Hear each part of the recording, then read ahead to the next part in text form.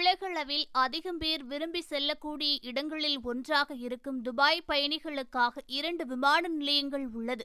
அதில் ஒன்று DXP என்று சொல்லக்கூடிய துபாய் சர்வதேச விமான நிலையம் மற்றும் அல் மக்தும் சர்வதேச விமான நிலையம் என்று சொல்லக்கூடிய துபாய் வேர்ல்டு சென்டர் ஆகும்.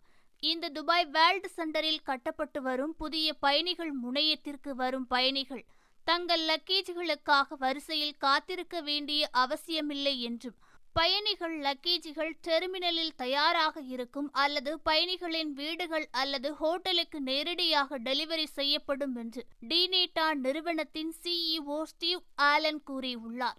எமிரேட் குழுமத்தின் ஒரு பகுதியான டினாட்டா துபாய் விமான நிலையங்களில் இருந்து செயல்படும் விமான நிறுவனங்களுக்கான ஒரே விமான சேவை வழங்குநராகும்.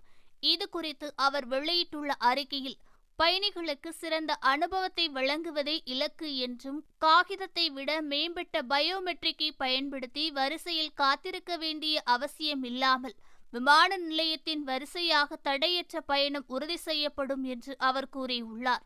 இது குறித்து அவர் மேலும் கூறுகையில், அல் மக்தும் இன்டர்நேஷனல் சர்வதேச விமான நிலையமானது 14 ஆண்டுகளுக்கு முன்பு திறக்கப்பட்டதிலிருந்து உலகின் பரபரப்பான விமான நிலையத்தை உருவாக்க மையத்தை விரிவுபடுத்துவதற்கான திட்டங்கள் உள்ளது என்றும், சுமார் 128 பில்லியன் திராம்ஸ் மதிப்பீட்டில் கட்டப்படும் இந்த பயணிகள் முனையம் ஆண்டுதோறும் 260 பில்லியன் பயணிகளை கையாளும் என்றும், துபாய் சர்வதேச விமான நிலையத்தை விட 5 மடங்கு பெரியதாக இருக்கும் என்று அவர் கூறியுள்ளார். எதிர்காலத்தில் இன்னும் நிறைய ரோபோட்டிக்ஸ் மற்றும் ஆட்டோனோமி போன்ற செயல்முறைகள் செயல்படுவதை இங்கு நாம் காணலாம் என்றும் அவர் கூறியுள்ளார். தற்போது அல் மக்தும் சர்வதேச விமான நிலையத்தில் தானியங்கி ரேடார்களை சோதனை செய்து வருவதாகவும், விமான நிலையம் ஏற்கனவே கட்டப்பட்டு விட்டதால் புதிய தொழில்நுட்பங்களுக்கு இது ஒரு சிறந்த சோதனை களம் என்றும் அவர் கூறியுள்ளார்.